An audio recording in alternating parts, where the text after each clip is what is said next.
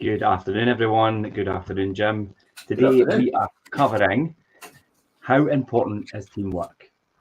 So this is a really good subject to cover, and I think there's a lot of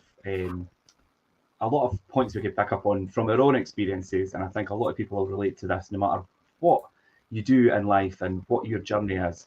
Teamwork is such an important part of that. I'm sure you'll agree with that, Jim. I think there's a lot. I think it's Joe Strummer from The Clash, actually, which I actually quite admire what he said. He actually said, I mean, without people, you're nothing. Yeah. And I kind of think, you're an island on your own, effectively, if you... it's the lone wolf scenario. I mean, I'm a great lone wolf. I work on my own all the time. You know that, almost to the point where I'm going to disappear to Spain. You're obviously just finding this out just now, and it's like I know it's coming, Jim. I'm disappearing to Spain, and basically nobody's coming with me. Elaine's not coming with me either. I'm just going to work over in Spain because it's 40 degrees out there. Yeah, I see that in your diary, so I knew you were going. And I'm thinking, what am I doing sitting here? So I'm going to work out in Spain, but I'm a great lone wolf, and I have been a jack of all trades as well. And I'll say, people say jack of all trades, master of none, but I say jack of all trades, master of them all. Yeah. The thing is, Jim, you are a good lone wolf, and you work really well on your own and things, but you obviously built what you have initially by yourself, by a lot of hard work and a lot of hours and a lot of your own time that you put in. But then you got to the point, I think you'll explain this yourself probably better, that you realised I need a team, I need people around me to accelerate this to the next level. I didn't really get there in the very beginning on my own anyway. I mean, I had a team, so to speak, around me, because I had my bank manager who was absolutely fantastic, and basically I just needed to show him the numbers because I was really good at demonstrating how to get through the system as quick as possible, and the point that they couldn't say no. Mm-hmm. So I had that for the bank, and then I had my contractor who was Mark Taylor. And Mark had just started off as well, and he was ambitious and he wanted to grow his business, and we worked well together in the very beginning. So I did quite a lot myself, but he did a lot as well coming on board later on. And then I had to pick up a bookkeeper who was Elaine Valentine. Yeah. So I picked her up, and Elaine's been with me the longest, and I think it's over 20 years at least, maybe 25. I think it's closer to about 25, Jim. And that's weird to think, because it's it's maybe 5 years ago, possibly, we've been working together, and it's over 20. It's about 25 years. That's mental, but it shows you how it's important to have that teamwork. So even though I keep saying that I'm a great lone wolf, and I like keeping myself, and I'm not really, because I do work with a team. And in the very beginning, it was these core people, and then you get to a particular point, and we will talk about it in detail in a bit, but you get to a particular point where you plateau out. This happens to a lot of entrepreneurs in the very beginning. They're lone wolves. They start off, they get the journey going, and they love the excitement and love the enthusiasm, and they get that huge spike in the beginning, and that huge adrenaline rush, and that huge hit of dopamine all the time, and they love it, and they crave it every single time. And that's why a lot of people actually want to just start their own business and do their own thing. They don't want to work for anybody else because it gives them that excitement, it gives them that dopamine rush, and that's what they get from it. But then what they don't realize is, at some point in time, they come to a plateau. Now, not my words, Keith Cunningham. Yeah. Rich Dad, Poor Dad. Keith Cunningham actually talks about this. He says you plateau out. Entrepreneurs are renowned for plateauing out. So they plateau out at a certain point, and they can't go any further because they've not learned the skills they need to adapt to and actually grow into in order to grow any further than they are right now. So basically what it is they've got their hands wrapped around their system, and the whole system revolves around them. It relies on them keeping it going. And this is why the teamwork's so essential, because in order to break out of that, then you have to delegate to people. We will talk about what that means and how that can be done. But if you don't, then you're stuck exactly where you are, And then what most entrepreneurs do at that point is they don't grow any further, but what they do is they self-sabotage. They self-sabotage themselves. They actually start doing things deliberately to are not even done to what they're doing and their processes because it's boring for them now. They've not got this dopamine anymore. They start to self-sabotage their business. They start to fall out with people deliberately just to get some excitement. Does this sound familiar for people that are in couples and relationships? It's exactly the same principle. You know, you get to a point where you plateau out in a relationship even as well, and then you get bored, and some people go away and self-sabotage in order to just inject some excitement back into the marriage. It's exactly the same for entrepreneurs growing a business. It's exactly the same for people that work in teams. They start to get at each other. It's exactly the same for family units. They're all teamwork. They're all forms of teamwork, but they self-sabotage in order to get the excitement because they don't like the boredom. This is quite an interesting one, Richard. And I've not told you this story, actually. I was listening to it last week on Diary of a CEO, and they did an experiment where I think it was either 100 or 200 students, and they put them one at a time into a room, and they left them in the middle of the room. The room was bare. There was an electric shock machine in the corner, and it was bare. And there was no noise, and they said to them, sit in that room with your own thoughts for an hour or 2 hours. Now, we'll give you a wee shot of the electric shock machine. You can test it now. So they tested it, and it was like, oh, you bugger. Everybody was like, I'm not going near that. You know, there's no way I'm going near that. And it says, but that electric shock machine's over there. If you want to play about with it, you know, if you ever get to that point. And so they put them in one at a time. And after a period of time, the majority of these people actually started playing with electric shock machines. Generally, they would rather have that. They would rather have that negative thing rather than have nothing at all and be left with their own thoughts. That's quite interesting. And that's human nature. Yeah. We are collective, collaborative people as humans. That's how our society, that's how our instincts work. We collaborate very, very well with each other. What gets in the way is, well, what gets in the way is things about what we're going to talk about now. Yeah. Yeah, I mean, that's quite an interesting experiment, but I do fully understand how you covered there about working in teams, and as somebody that works as part of a team every day, the importance of delegation and things is so important to the success of any team. And I think what you said about people keeping it all to themselves, and I think people on their own, and I've went through this myself, whereas you have that ultimate trust and confidence in yourself to do things, and you don't want to then delegate them out because you think, oh, they'll not be done right, or it'll not be done this way, or it'll not be done the way I like it. I'll do it myself. Yeah, yes, yeah, right, exactly. So I could totally relate to that, and I think that's really important. That teamwork is the key to the success of any team or any unit, like you say, family. I'll defy anybody out there, Richard. Exactly what I said the other night. I'll defy anybody out there actually says to me they've never ever said that at any point in time when working with other people. Give it to me and I'll do it myself. Yeah, because I'll guarantee you, almost every single person will have said that, and it's the frustration that they go through. But you don't realize you're going to have to teach someone else to do what you do, even though they don't do it as well as you do it. Because if you don't do that, then you're stuck with this system again that you're in complete control of, and you will never set yourself free. That's the point. You can't set yourself free unless you collaborate and work in a teamwork society with other people.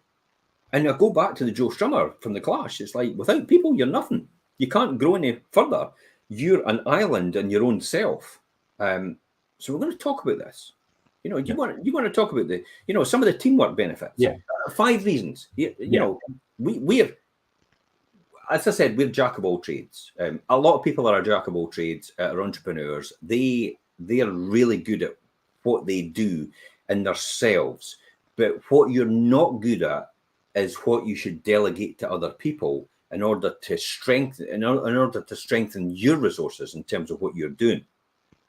Now, 5 reasons, 5 reasons probably what we're going to go over for teamwork and why they should be so important.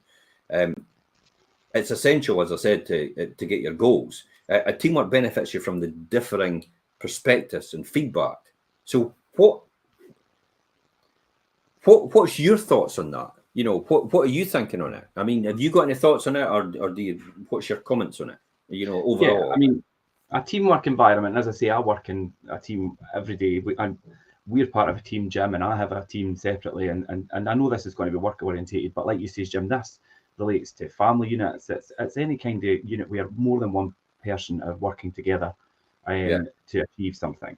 And it allows individuals to bring their own diverse perspective to things like problem solving, contributing to everyone's values within the group, and to find solutions more efficiently and effectively, which is a really important thing, because some people's perspective in comparison to others might be completely different, and it might get you there in a much more efficiently and effective way. So that's a really important thing. Although I doubt combinated IQ is a lot bigger than one person on their own. Although I doubt it. But you see how that happens, because we doubt it. Amy actually says there, Amy Hyatt actually says on Instagram, this happens in jobs too. You're absolutely right. And somebody else has actually said that as well on TikTok. It happens in relationships. I was going to say before we dive in that obviously you are streaming live Instagram and TikTok, and we're live on the pages as well. So interactive, guys, keep in contact through the comments. But collaboration can sometimes be good, and collaboration can sometimes not be good. I'll be honest and look at the teamwork that's going on right now. Here's a typical example between the Greens and the SNP.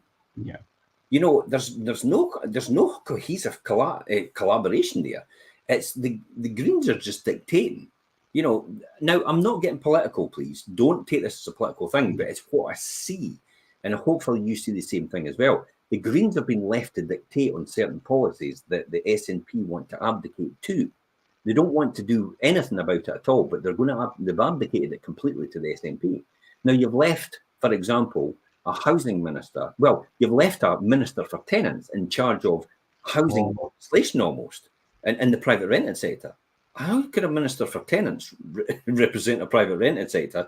They're a minister for tenants. But the housing minister, well, the previous housing ministers, Paul's a bit more proactive in that. He's just joined as the housing minister, but for Scotland. But the previous housing ministers really didn't take anything to do with it at all and just left it to the minister for tenants, who's a junior minister. So they abdicated that whole housing policy, and this is why we're in kind of the mess we're in now with rent controls. It may sound on the face of it as good, but it isn't, and that's another show. Another one as well is look at the climate change thing. They've abdicated that to the Greens as well, and there's people out there saying, "My God, how on earth are you going to get 100,000 homes in Scotland to put in heat pumps every single year?" Because that's what Patrick Harvey wants, and the Greens. And it's like, what? Are you nuts? A heat pump is about 20 to 25,000 pounds. It costs a lot. Yeah. Who's going to have that money? We're in a cost of living crisis. Are you completely delusional about everything? People struggle 3,000 for a normal combi boiler.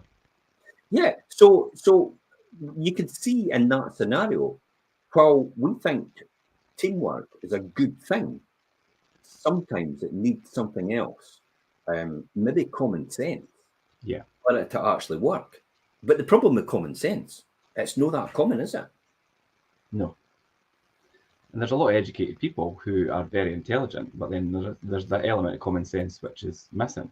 And common sense and kind of boots on the ground experience in whatever field is so essential. And I think, like you say there, Jim, and what you highlighted with those examples is a team's fine as long as it's got the right members. Yeah, absolutely. Well, it is the right members. It's understanding what the dynamic of the team is and what the thing is. But you're right. The different perspectives and the feedback that you get from a team overall it will actually give you a higher. It generally gives you a higher chance, a higher expectation of actually getting a better result. I would say. Now, the reason I know that is because Keith Cunningham did this with us when we were in Paris at his workshop. So he had typical example. I've actually still got all the paperwork and everything like that. I was reading through it the other day, and what it was you're lost in the desert. So in other words, your plane's crash landed. Now you've got 20 different things that you can do with that crash landing in the desert, and it was things like, you know, stay put or go for a walk to find out what's going on. Yeah. No, so it was a survival thing.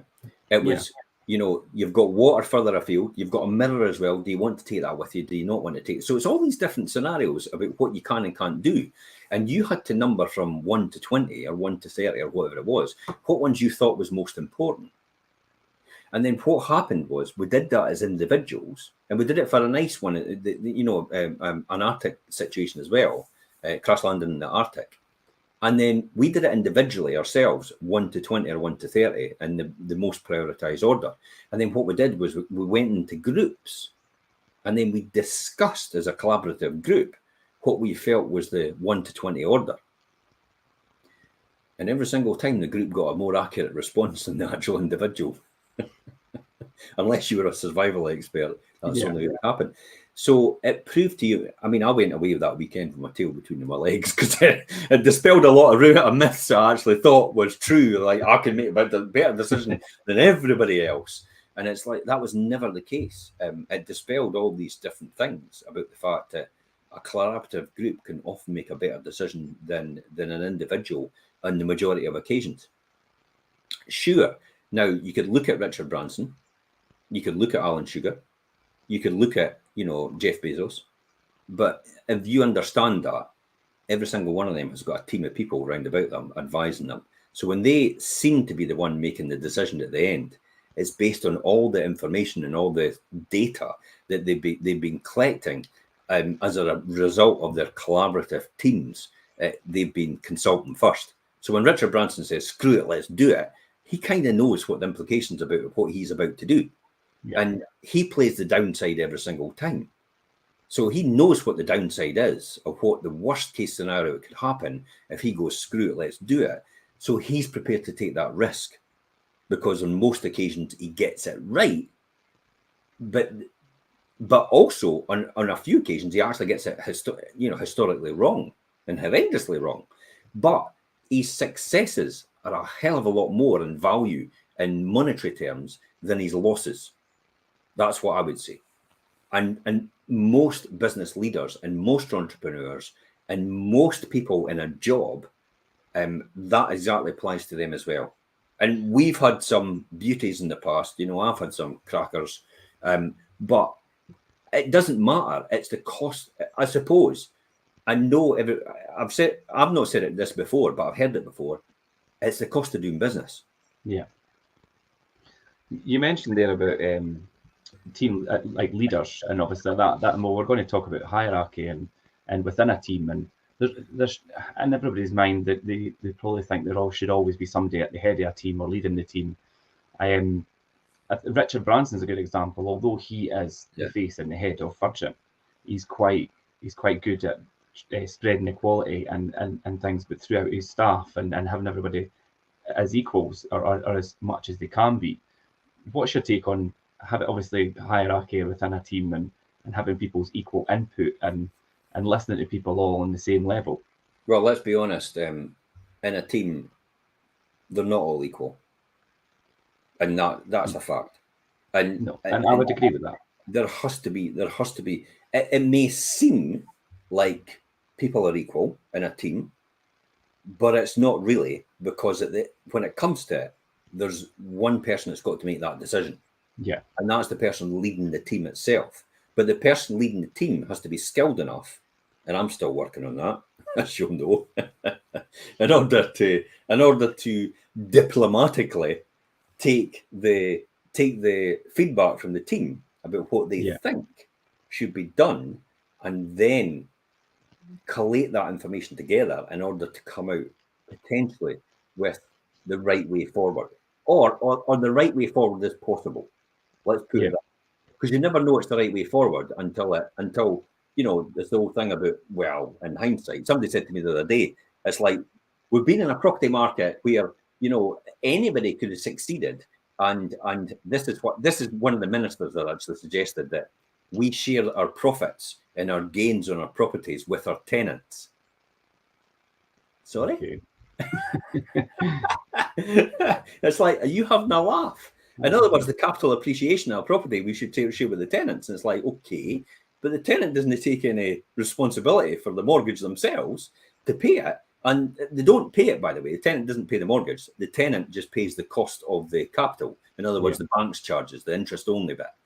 They don't actually pay the mortgage down, because most landlords don't pay their mortgages off until they get to the very end and they sell the property. That's the only way it gets paid off. So the mortgage is always there, regardless, and the landlord's got to pay it. So they're paying the cost of capital used to buy the property, plus the cost of running and a wee bit of profit over and above for the landlord to actually make on the return.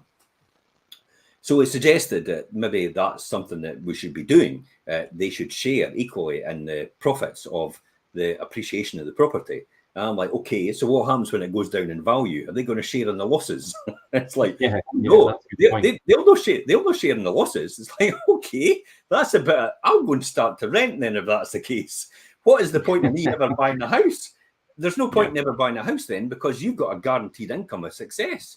You know, you just go and rent a house and you're going to get a share of the profits and the capital appreciation. And you've got no risk. You've got nothing. You've not got a mortgage. You've got nothing in your name. You can walk away in 28 days. That's a prime example of, you see, obviously, whoever MP, minister, whoever come up with that. That's a prime example of an idiot. It's a prime example of somebody making a decision that influences the sector who have no idea how it works. Yeah. And even idiots have opinions. That's the problem. Amy actually says there here, good teamwork comes from good leadership. I can't disagree with that at all. Absolutely.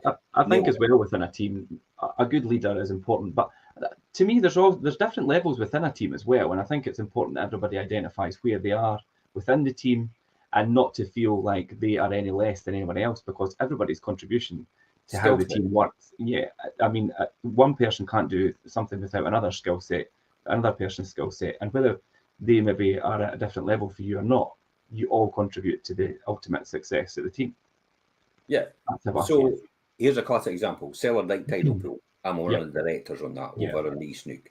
Now, while I don't take an active part in hands-on and voluntary and actually volunteering my time, the one thing I excel in is their systems in order to how to do it more efficiently, and to pay people quicker, to possibly get membership easier. So in order to make things more efficient and make less time involved for everybody else, then my input to that group is that. And also when it comes to finance and when it comes to the legislation as well, because I was a company secretary before. So everybody else in that team does a hell of a lot of work and would put me to shame, to be honest. My only input into that is to help guide them in the right direction that they want to take themselves.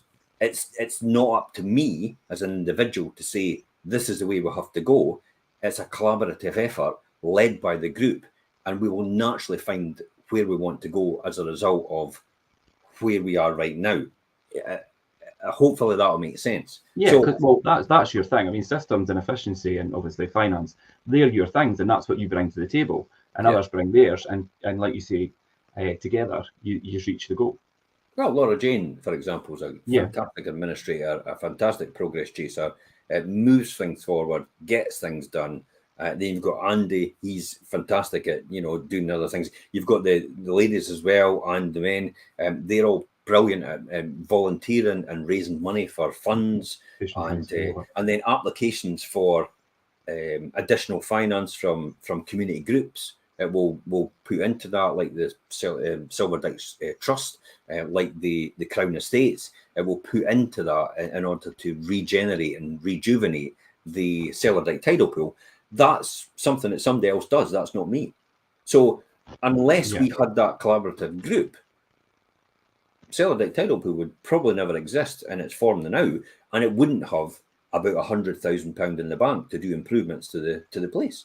That 100,000 was gained and gotten by people's efforts to go towards that. And I think the final bill for it's probably going to be about 500,000. So we're going to have to find out new ways of generating income from various sources and grants and national lottery and stuff like that in order to get that. So these are all things that a group and the skills in the group apply to. So it's everybody working to their own skills and their own strengths, and the whole team working as a unit. But we know it's going to be difficult now and again, because we're all volunteers, and most people are volunteers within most groups outside of their normal day-to-day job. I mean, you probably are even a volunteer, and you're outside of your inside your job. You're probably a volunteer, because a lot of people actually do a bit of additional work outside of their normal 9 to 5. Yeah, they're contracted for, and so you are kind of volunteering away, but it gives you kudos, and it goes towards opportunities later on. So when there's advancement to be had, or there's bonuses or salaries increases, then you're possibly the first in line, because people recognize your skills because of the things that you've taken part in before on a voluntary basis. Yeah, when you go that bit over and above what you're expected to do within a job role and things, it definitely puts you in that position, and it also builds confidence in you from the other team members, and obviously your team leader and things, because they see that in you and see you going that extra mile, whether it's part of your role or not. Yeah, absolutely. I've done this all the way through my career, from a training accountant to a financial director, and managers' positions. So I've seen it from the very start to to where it could be to a director level and running a big company. So I understand that process quite well. But then you've also got to contend with the conflicts in the group, and when you look at the self-interests. So sometimes within the group and the team, you've got people vying. I mean, if you've got a big team, you've got people vying for their own place and their own ideas and their own beliefs about how this project should go and how the team should work together, and they have different opinions. Well, look at the political parties. Yeah. Most political parties, you don't realize. I know, because I know what goes on behind the scenes. Most political parties' downfalls of the leaders or people in prominent positions are driven by people within their own team behind the back door, feeding information to the media in order to topple them without them knowing. Cue the SNP. Yeah. Cue the Conservative Party. Let's be honest. Look at Boris Johnson. Look at Theresa May. All these people were knocked down by people within their party. So it's then you've got to how do you deal in a team when you've got all these resources? Enables you to build that team and equipped with better challenges and all the rest of it. How do you deal with that when people start to disconnect? They start to have their own factions, and that's why most political parties have chief whips, to keep everybody in line. Yeah. Literally. Yeah, I think when you're at that point, when you start to see maybe the cracks in a team where people have their own views on how things should be going, and maybe their goal is slightly different in mindset from what everybody else is thinking about, then it's really important to regroup and kind of make sure everybody's on the same page and working towards the same thing. Yeah, one of the best real estate agents, or the biggest real estate agents in the world, Barbara Corcoran, which has the Corcoran Group, who's on the Dragon's Den style Shark Tank in America. Shark Tank, yeah. I mean, she's absolutely minted, but she's very successful at what she does, because she knows when to call it a day with someone. Mm-hmm. And basically, on a Friday, if you're called into her office, you're not coming out. Good. That's the end of it. If she invites you in on a Friday to talk to her, just to talk to her, can I have a wee chat with you on a Friday afternoon? You're done for. That's the rule. You're basically, that's her asking you to leave as soon as she says, come into my office on a Friday afternoon. There's no warnings or anything like that. It's just like, nah, you're not the right fit for this company. That's the end of the road for you. Probably need to better choose another career. And so she's really good at identifying that straight away if somebody's not right for a team, and actually just saying, right, it doesn't matter how skillful you are and how great you are, and maybe you're that lone wolf, but if that lone wolf can't work with a team, there's no point in them being there, because your company will only grow to the size of that lone wolf. It won't move on from there. Yeah, I think that's a really important part. And it comes back to delegation and the right team members and things again. But we did speak about, obviously, skill set and everyone bringing their own skill set. Like you say, Jim, that systems and efficiency and things are your thing, and finance. And then other people might have obviously different skills that bring to whatever team it may be.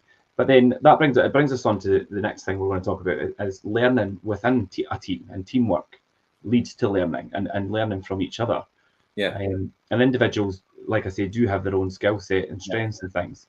But when a whole group works together as a team, as one unit, then everybody has that opportunity to learn from each other. Look at AI. AI is amazing. AI is amazing. Honestly, look at AI when you think about the logic. AI is the perfect team, okay? Because AI doesn't quibble with each other. They all learn at the same pace. So if one learns after 1,000 attempts how to pick something up with an automated hand, okay?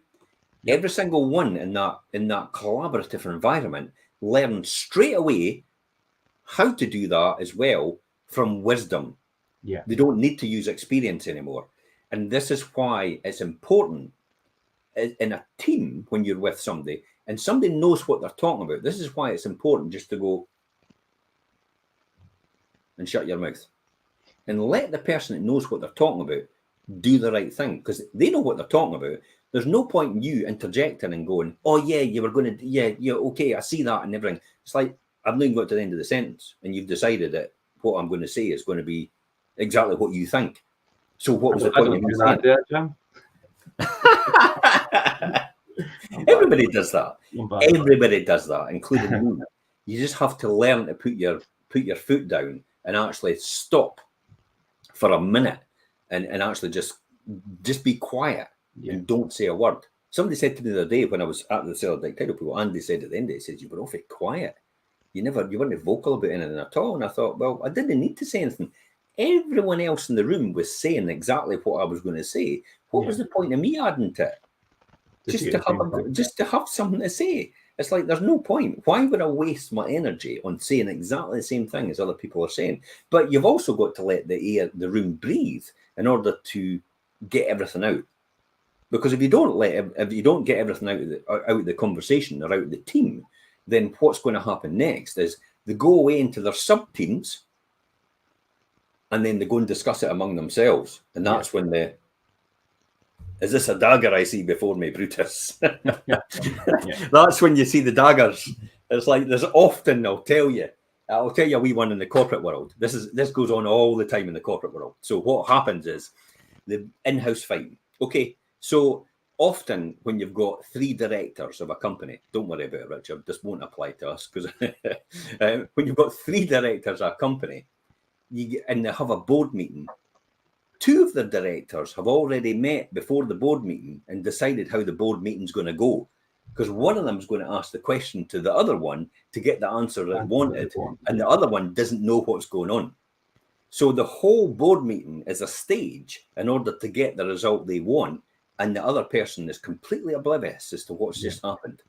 And they're wondering, how come I never got to make a decision? It's like, because this was all decided before you even got in the room. And that's the classic manual on board meetings and in-house fighting in a corporate environment. That goes on all the time, by the way, Richard, even in huge conglomerates and PLCs all around the world. This goes on all the time in board meetings. I can imagine. It's that insular. It's my castle and my kingdom, and don't you go near it.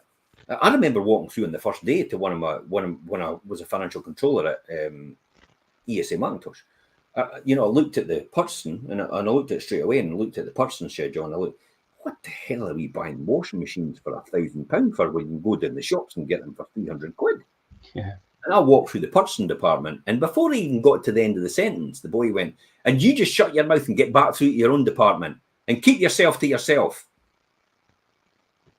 Holy shit. It's like, because he was on the same footing as me, so I really couldn't tell him what to do, but I was just pointing out, it's like, why are we buying washing machines for £1,000? It could have been something else, but they were extortionate, and you could have bought it somewhere else for a better price. But all of a sudden, it was like I was stepping on this person's toes in his domain, and they went mental. They went ballistic. And it's like, I toodled off to my own domain again back on my patch, and learnt a very valuable lesson that day. Just make sure you've got all the facts first before you present them to someone else, so it doesn't become an argument. And that's why every single time I come on to anything and I do any blogs or vlogs or I respond to anything, everything's backed up with facts and figures. Yeah. Can't argue with it at all. You may argue with an opinion, but you can't argue with the facts and the figures because they stare you right in the face, and it's fact. It's not made up. And that's key to having good leadership as well, to have the right information, the right facts. And that allows you to work more efficiently, more productively, doesn't it? Yeah. Because for me, doing it all on my own, it's like there's no way that's going to happen. Efficiency is the most important thing. That's what I think. That's what I think. Look at Michael Dell, classic example. Yeah. You know, where everything was held in stock for Dell computers, and they carried millions, hundreds of millions of pounds worth of stock for Dell computers, and all their cash flow was tied up in this stock.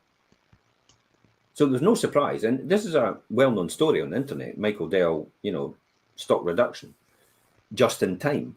You know, that's how he developed he helped develop that system. The just-in-time system was developed because of that, because of this sort of mentality. Was like, why am I holding all this stock just in case something might happen, and tying up all my capital and all my money in this stock? And then that stock could go obsolete, you know, overnight possibly. And I would have to write that off, and that would be a loss. That would be a loss right on the bottom line. So he then went to his team and said, you know, if we could reduce our stock held by 50%, and everybody went, holy shit, there's no way you're going to reduce that before he even got to the end of the sentence. And he said, whoa, just hear me out. If we could reduce our stock by 50%, look at what we could do with that extra capital, the extra cash that we've got, and how we could grow the business with that money. In other areas, it would want to allocate that too. Oh, well, that sounds all right. Says, okay, so I know we can't reduce our stock by 50%, but if we could reduce our stock by 20%, how could we do that? We could do that, yeah. How could we do that? Oh, but can it be done? Aye, but if we could do it, how could we do that? So they went, okay, well, I think we probably need to do this. Somebody else comes in and says, I think we need to do that. Somebody else comes in and says, maybe we should do this. And then somebody else came in and said, yeah, that sounds like a good idea, but we could also do it like that. And then before you knew it, within 2 or 3 months, he reduced his stock by 15%. Held. Now, that's a lot of money to them. Yeah. And then he came back to them again and he said, okay, we've got our stock held from before down to 85%. How do you think we could do this by reducing it by maybe another 15%? Oh my God, we've just reduced it by 15 already. How are we going to do another 15? He says, but if we could, how would we do it? Oh, well, you could do this and you could do, so you can see the story, eh? And you know, Dell got down to the point where they hold no stock. Yeah. Everything's just in time. All the money's tied up with the manufacturer. They're the one that holds all the stock. And when they need all the parts, they just call them off from their warehouse and then pay them for the stock at that time. Yeah. So it's a just-in-time system. And that saved Dell millions, hundreds of millions, which they were able to invest into other businesses and other areas of their business itself. And that's for me, is what teamwork how they can improve efficiency and also productivity as well. Because it's the same scenario. You know, if we were going to get a better yield out of this, how could we get it? Okay, we could do this, we could do that, we could add this, we could maybe cut this process. So it's not necessarily a one big thing. This is our classic example of our business model, isn't it? Yeah. Where it's like, I've not improved one major thing in our business model in terms of what we do in marketing and also negotiation. I've improved 100 different things by 1% every single way through it. And the 100% improvement doesn't compound to 100%. It compounds to a lot more than 100% than the 101% overall. So there's not one single thing that we excel in, but we make sure we improve in everything. This is Kaizen. This is Japanese. We've done that a few weeks back. Yeah. No, this is this mentality. This is how to improve But you can't improve unless you have everybody on board in that improvement, or if you have someone who's a dissenting voice who doesn't want to do it or doesn't believe in it, that's the wrong person to have on your team. Yeah. And that's sometimes when you have to invite them into the office on the Friday. Say, maybe this business isn't for you anymore. Maybe this career path isn't what you should be at. They should know that for themselves, by the way, if they're the dissenting voice all the time. You know, if they're just negative about it all the time, it's like, I'll tell you right now, if you're negative at any team meetings and you're always negative and you're never proactive and you're never showing any solutions to anything, it's not the right job for you. You're on the wrong team. Yeah. Go and choose another team or build your own team. Yeah, and those examples there, Jim, are the prime examples of how teamwork can improve efficiency and productivity. And I think, like you say, there are those small incremental changes throughout any business or any team and what they're doing, and then those responsibilities to carry those out, divided up between everybody, will compound up and just be amazing and results. Yeah, definitely. So when we're on that, I mean, sometimes teamwork cultivates communication and also strong working relationships, but sometimes it can't. What's your personal experience of that? Yeah, it could swing and roundabouts, and I think strong relationships and good communication is key for any team to function really, really good. Teamwork can be effective in building great work relationships, and that allows you to then work together a lot better. We don't really mean, I don't really mean that team members must be like best friends, or do you know what I mean? It's rather a great working relationship to allow things to flow right, rather than be, obviously, I mean, I'm not saying you all have to be friends outside any team. You don't, do you? I mean, look at me. I could count my friends in one hand, really, ultimately. And that, I think that maybe, to be honest, that goes for most men. They could count their friends in one hand. We're just, where women can count their friends on all their hands and their toes and everything like that. But women are designed to be people person. That's the way they're wired up. Men are just designed to be logical and straight to the point and very efficient at what they're doing, because they're hunter-gatherers. And that's a hardwired thing into us, whether we like it or not. We can't get away from that. So we are good at making things efficient, and you don't need to be the best friends with your team member as long as they do their job in the capacity to what they're doing and the best of their ability. That's what I think is the best thing.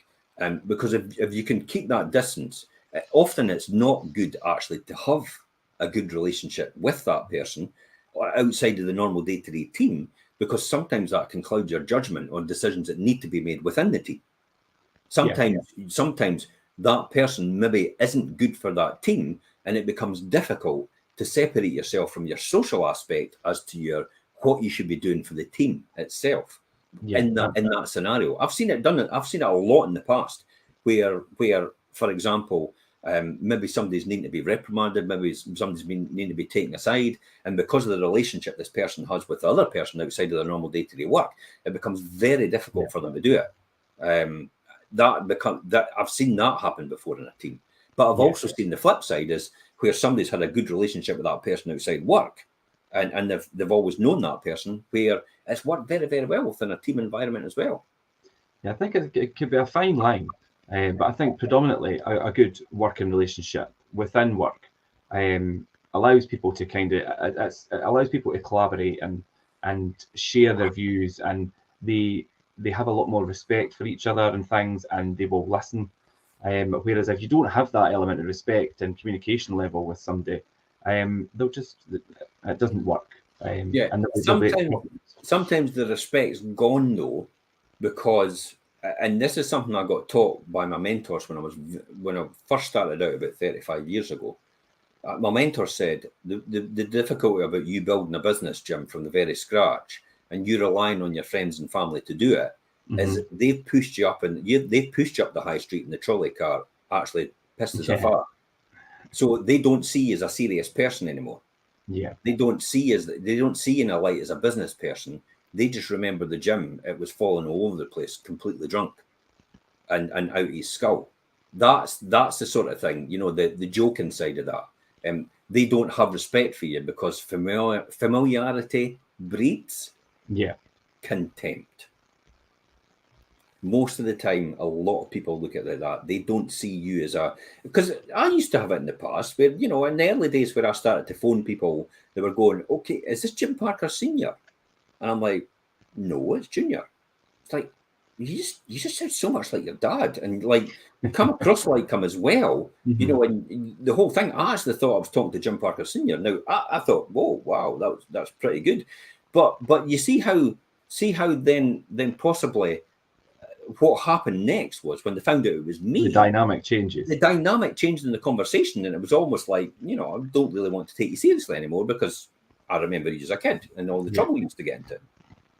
And so I don't see you like that anymore. Whereas people that meet me today, it's a completely different proposition. Yeah. The people that you meet from now on, when you're first starting out, will probably be your even a bigger fan of yours than the people that you've actually grown up with. Yeah, I could understand because of the familiarity breeds contempt thing. Yeah, that's quite relatable, I have to say. Of course. It's just nature. It's human nature. It's how we are wired up. So the communication, it can develop strong relationships on some occasions. It can even have a cohesive group who actually decide, I tell you what, let's go out for lunch and have a collaborative lunch together. Let's go out at night and we'll do something. We'll maybe go, you know, do kayaking or archery or whatever at the weekend. When we go for an afternoon out in Edinburgh, you know, these sort of things to build that cohesive relationship between a team is possibly might be essential. For me, it's difficult because of me being a lone wolf and actually just thinking, well, I'm on to the next thing. And I get told off for this quite a bit. You'll not know this, Richard, but, you know, I get told off from people round about me, not in the company, but people round about me that, you know, I respect.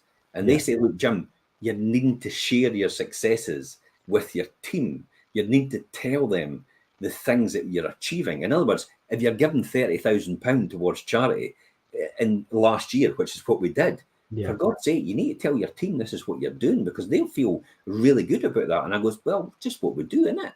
And we're going to do 35,000 this year, more than likely, to charity and local causes and all the rest of it. So it's just what we do. But you've got to tell your team. It's like they're just sitting in the complete dark. And then when you go to do other things as well, you know, keep everybody informed. But it runs both ways. Yeah. So that's the challenge for me with being that person. It's to get that to keep that communication line open. Because as I say, it's easy for me just to switch off and disappear. I know, and then communication is so important. And I think we talk about out with working circles and things and doing things as part of or certain members of teams and things. But I do think, like you mentioned, like kayaking or things like that. I think physical activities and things that kind of require endurance and an element of teamwork or support. Doing these things with team members, I think, is quite a good thing because it builds on that. It builds on that relationship within the working environment or within the team environment as well. Here's the old school thinking. Let's all go out and get pissed together. No, that's not the answer. No, and that's not the right answer now. No, and we've realised, not personally, but I know out of years and years of this and understanding behaviour and how teams work and how all the psychology that goes behind it, I've now read up on. It's not the best thing to do. Well, we think it's great at the time for us. Sometimes it's not great at the time for other people. There was a time where, our managing director would not go out at Macintosh. He wouldn't go out with the teams any night out because and one of the operations director actually, Willie used to go out just to observe people when they were drunk to see how they really were, because he says when people were drunk, that exposed their true nature and the true person they were. And that's what Willie used to do. He was a fly devil, I'll tell you. But he was right. He just knew. You got your card straight away because your card was marked. If that's because it's like the two-faced thing. Being drunk will actually reveal the true person you are. This is why when people get lots of money, it often reveals the true person they really are when they get money. Yeah, people tell change with money. Yeah, it's not nice. Well, they don't change. It just they expose themselves. Yeah, they are really like that, and deep down they're like that. You just don't see it. But when they get finances and they get wealth, that's when it truly comes out. This now, some people will be wow, they'll reveal their true nature as a giver, and they'll do everything, and they'll give back, and they'll not want for anything. They'll just take what they need, and the rest will just be to help. Where other people are like, I'm not going to give anybody a penny of this. I'm going to keep it all to myself and fuck them all. That's what happens, isn't it? I've seen that happen loads of times, and I hate to say that, but that's typically what happens in that scenario. It is like that. I've seen that happen. Where actually, I've witnessed it happen, because when I first started out, I used to sell people the dream in the beginning, and then what I used to say to them when I was selling the dream, I says, "What would happen to you if you had another £1,000 a month? How would that make you feel? What would happen if you were able to retire and actually never worry about money ever again?" And I used to see people change right in front of my eyes. From this person I sat in the room with, who I thought was a really nice person, turning around and saying, I would stuff it in everybody's face. I'd get the best car ever, and I'd drive about town, and I'd go, get it up you, the whole lot of you, and everything like that. And I'm like, wow. Now, see, immediately at that point that happened, I knew straight away they'd never be successful. Do you know why? Because no one's attracted to them to help them as a result of who they are and how they act. No one wants to help somebody like that. It's a newsflash. If you're like that, guess what? You've probably got hardly any Facebook friends. Or you've maybe tried to friend a lot of people and nobody's accepted your friend request in a long time. Or maybe a lot of people have actually left recently, or your friend of your friends on Facebook, and it's literally that's what's happening right before your eyes, but you don't realize it because the old phrase is pigs don't know, pigs stink. I mean, and you'll get back what you put out, and if you're putting out that kind of negative, you don't realize you're doing it though. You don't. I've caught myself doing it sometimes. I've caught myself being like that, and I'm like, whoa, wait a minute, where's that coming from? It's like, stop right now. So we're not infallible. We're all kind of the same. You've just got to recognize the signs that that's coming, that's happening. I tell you what, though, the biggest sign for me of someone is sincere is when somebody's trying to win the jackpot on the television. Are you rooting for them? Are you just blown away when they win? Or do you actually celebrate the fact that they lost? And if you celebrate the fact that they lost, you will never get anywhere in your life. You need a checkup from the neck up. That's effectively it. Because you'll never succeed in anything for that reason. I am over the moon when I see people win, and I love it. I love watching the wheel. The wheel's a classic example. It's like when people are going to go for broke and it's like 90 grand. See, I'm getting all excited already about it. Just thinking about it. It's like when they're going for 90 grand and it's like they're going for broke and it's like, wow. See, when they win it, I'm almost in tears for them. And yet they're going, yeah, this is great and fantastic. And I'm like, holy shit, I've got more emotion for you than you have got for yourself. Yeah. You see that, you hear that quite a lot on the radio. They do the cash register throughout Fife and things, and I think they do it all over Scotland anyway. But when you hear the person win, and some people, you could hear it in their voice how much it's going to benefit them, and you feel so happy for them and things. But there'll be people out there that think, God, that could have been me. I wish I had got it. But then somebody else probably deserves it or needs it more. But what did you do to get it? That's the point. Yeah. Another thing as well is winning at someone else's expense isn't really winning. That's a thing you've got to really bear in mind in a team. Winning at someone else's expense isn't winning at all. You've not won anything if someone else has lost as a result of you winning. And there's always a situation, and I don't care what society says, and I don't care what anybody else says, or what your gurus and your fake gurus all say. Two people can win at the same time. Yeah. And it's been proved to me time and time again in Keith Cunningham's workshop. Two people can win. Everybody can win in scenarios, in all scenarios, and all teamwork and team building scenarios. Everybody can win. However, not everybody chooses to win, despite the fact that they've got that opportunity to win. Does that make sense? Yeah. So the final thing for me, I think, is team building. Is that, you know, it probably gives an expanded sense of accomplishment overall. It does, and I think if you all draw together as a group, as a team, and all have your own skill and your own opinions and work well together and achieve that goal and are successful, it's a big sense of achievement when you get to what you've set out to do. I talk about it time and time again, and I've mentioned it to you time and time again, because we sit back and just, you know, we are where we are. But at the end of the day, we built a seven-figure company from zero. Yeah, we've come a long way, and sometimes we forget about it. That's it. And we sit in the moment and we think to ourselves, oh, it's no just working how we should work and all the rest. And it's like, wait a minute, we've built a seven-figure company from zero. Who else does that? And then the other one as well is like, I've built, and you've helped me build, and other people have helped me build, you know, an 8-figure company. Yeah. from zero.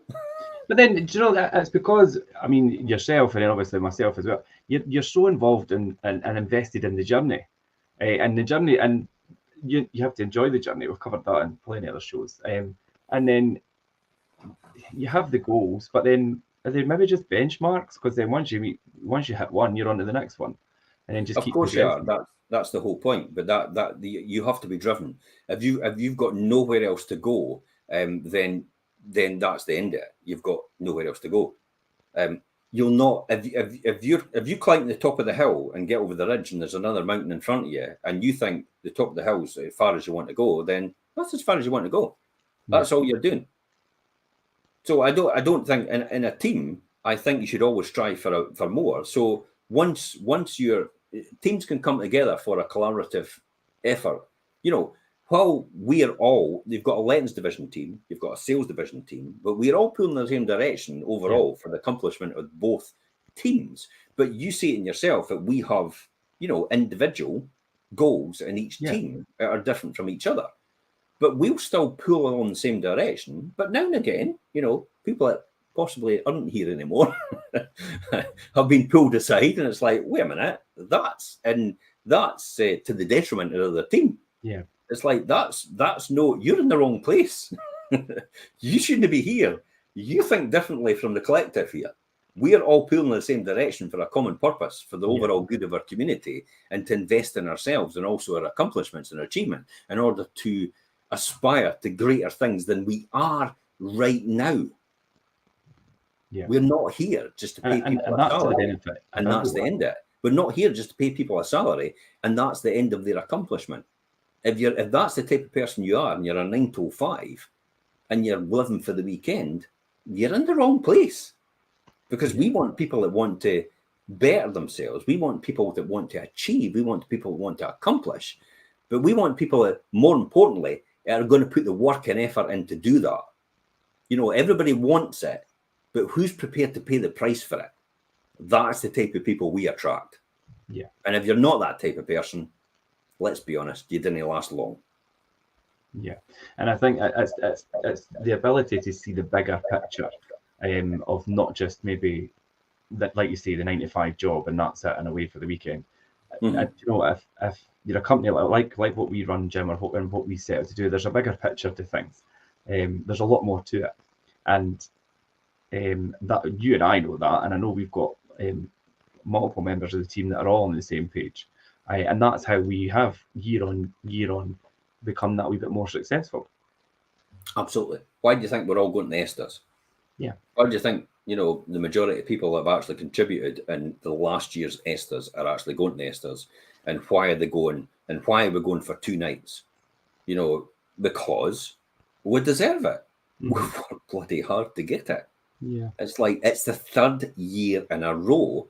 Actually, it's going to be the fourth year in a row. We're potentially up for the #1 stage in Scotland. Yeah. And if not the UK, we are sitting in the sales side going in with an approval rating of over 99% from our customers. Who the hell gets that? Yeah. And in a stage of business, a 99%, well, 99.67% approval rating. That is astronomical. The letting side as well it's sitting at 98% for the letting side. Yep. Who gets that? Very few people actually get to that attainment. We're sitting with an exceptional from the best estate agent, best agent awards from Rightmove as well. That's the top 5% elite agents in the whole of the UK, according to Rightmove. And we're up there with Rightmove as well for the last couple of years. So what does that tell us?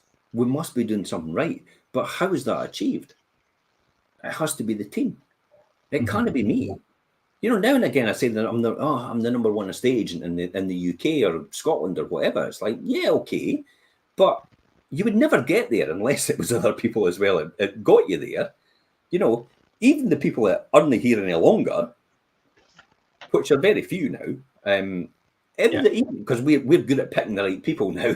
Even the people that aren't here any longer contributed to that success in some shape or form. So I could only take my hat off to them.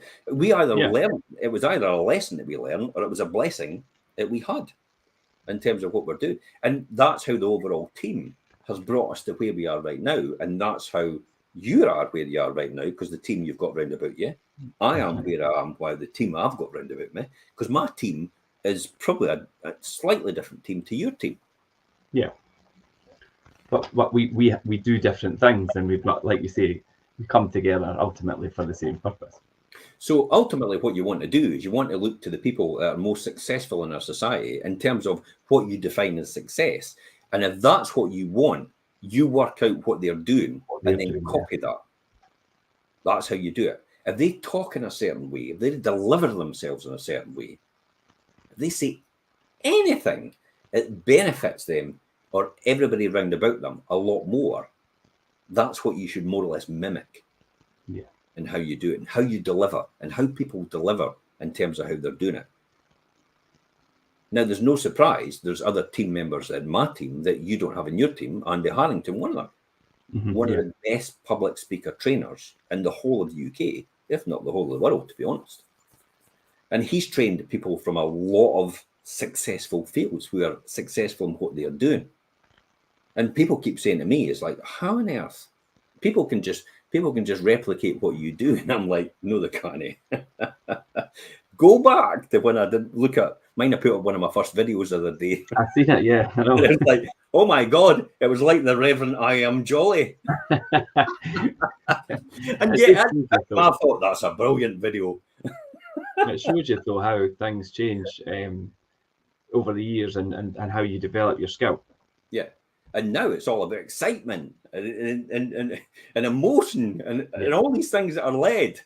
All that comes out now in terms of and hand gestures everywhere and all over the place. Whereas before it was like, here we are today at number 43. Yeah. Let's have a look at the photographs and see inside. Yeah, it's a big difference. But the team has actually helped me do that. That's a collaborative effort, and it's not just my one self that's done it. That's all. So I think overall, teamwork brings an expanded sense of accomplishment as well. Everybody else benefits as a result of it. The people round about you benefit for that reason. And it's the old thing to me, and finalisation, before obviously you're going to finish off, is a rising tide lifts all ships. I think that's the most important thing for me.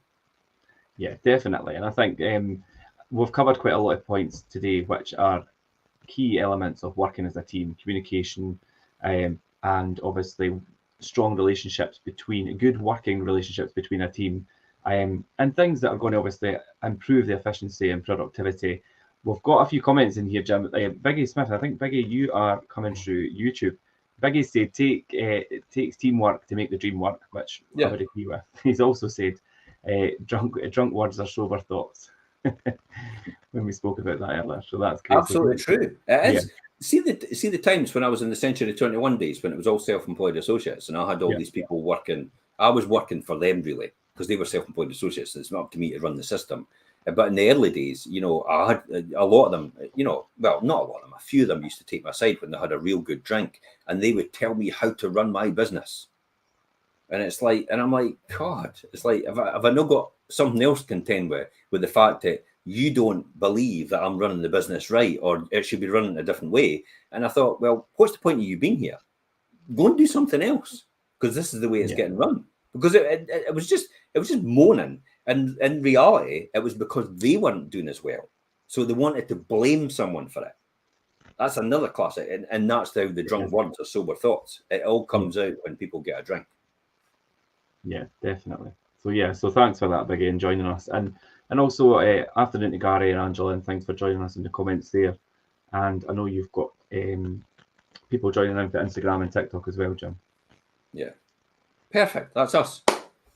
So, yeah, that was great. That was a good topic today. Thanks, everybody, for joining. Jim and I will be back next Monday, 12:30, as usual.